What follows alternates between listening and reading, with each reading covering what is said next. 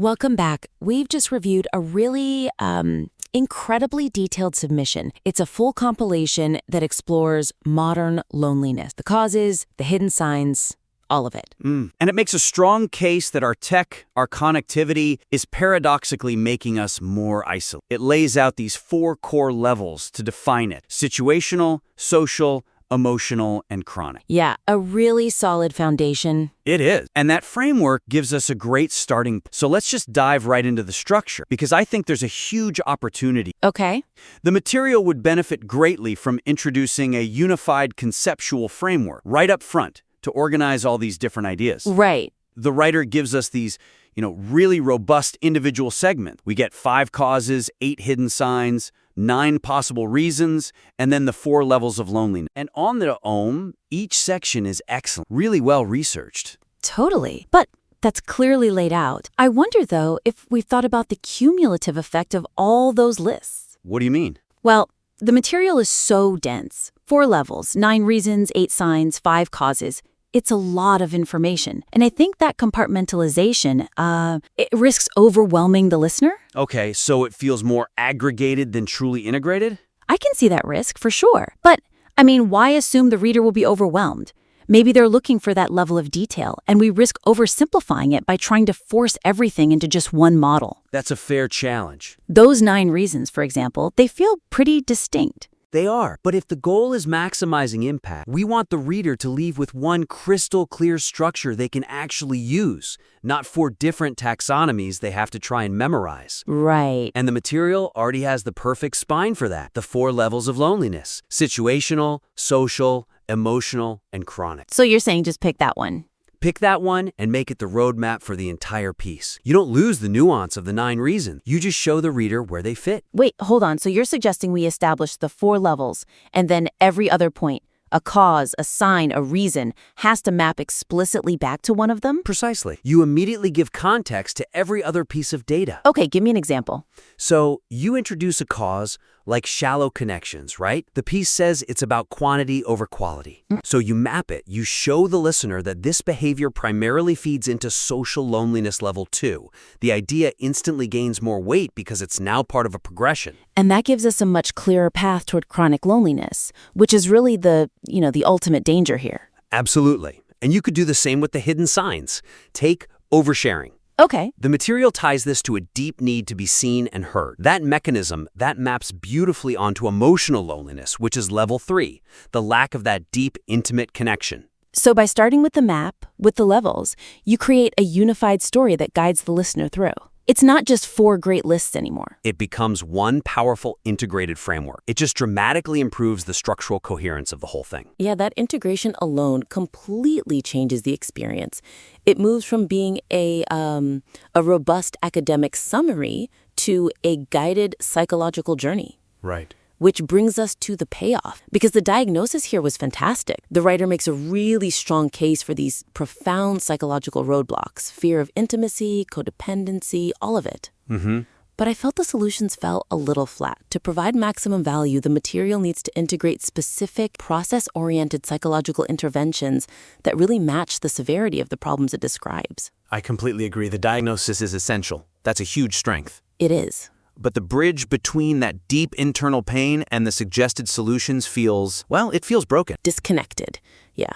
If we're talking about chronic emotional pain, why are we suggesting things like, connect with friends in person or set a limit to your screen time? Or just be sociable. Right.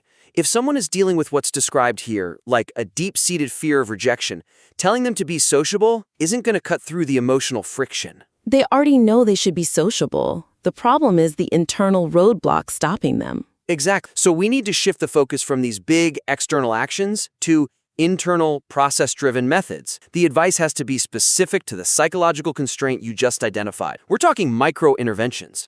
That makes a lot of sense. You need a way to manage the anxiety that prevents the big change from happening.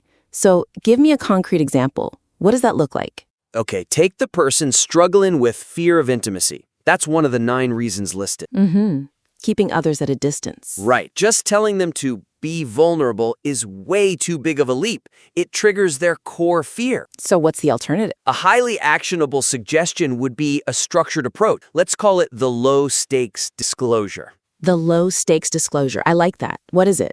You commit to doing it once a week. It means sharing one genuine feeling, a small success, a minor worry, whatever, with a trusted person. You control the size and the frequency. Ah, so you're managing the fear of rejection in these small, controlled increments. You're building vulnerability like a muscle. The goal isn't immediate intimacy. It's proving to your brain that disclosure won't end in catastrophe. That is so much more actionable because it gives them a measurable process to manage the anxiety, which is the real barrier. Exactly. Okay, what about the person who has lost touch with yourself? That's reason 5, where they're basing their self-worth on other people. Yeah, often linked to codependency. And the abstract idea of go find yourself is just paralyzing for most people. So what's the micro-intervention there?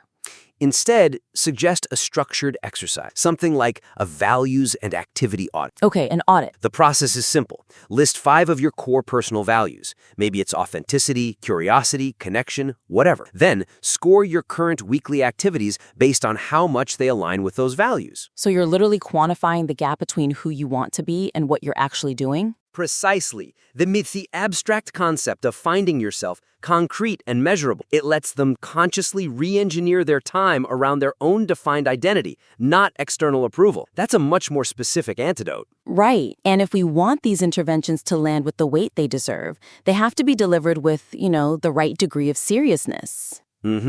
Which brings me to tone and style. The material's frequent reliance on celebrity examples, while I get that it's for relatability, I think it occasionally detracts from the intellectual depth established by the academic citation. Yes, the writer does a great job grounding points in serious research, citing people like Dr. John Cacioppo on loneliness and fatigue, Dr. Brené Brown on being seen.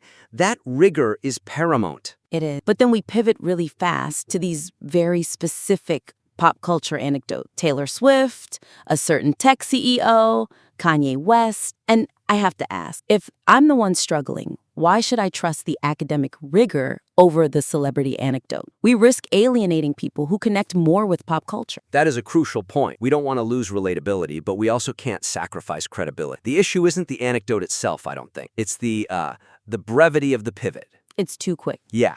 It feels like the academic material sets a really serious tone. And then the celebrity names kind of bring it down to a more tabloid-level discussion. So the core weakness is that the references simplify the psychological point rather than deepening it. Exactly. We need to maintain that intellectual weight.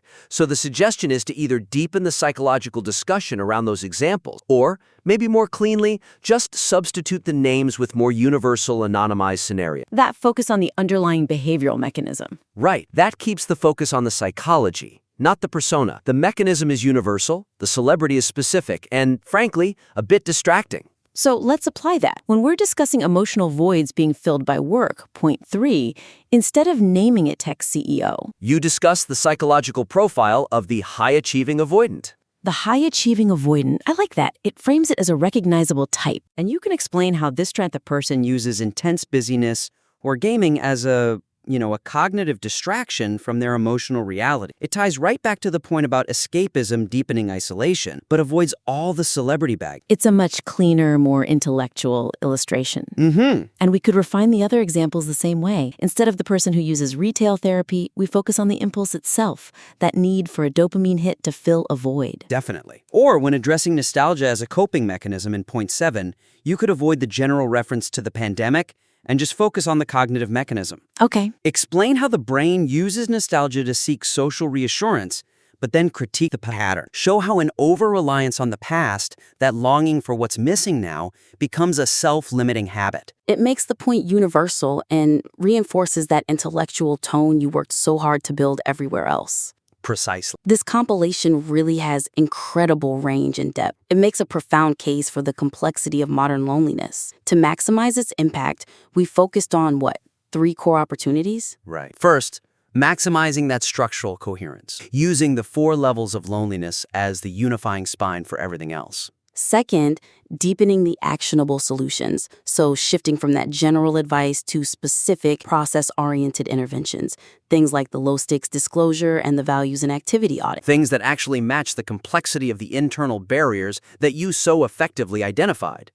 And third, calibrating the tone, refocusing the examples away from specific celebrity anecdotes and more toward anonymized scenarios that really prioritize the psychological mechanism. The definitions and the breadth you have here are already top tier. These suggestions are just about maximizing that coherence and the overall impact. Absolutely. We are very eager to see the revisions. Once you've had a chance to implement these high-level suggestions, please feel free to submit the compilation back, and we'll take another look.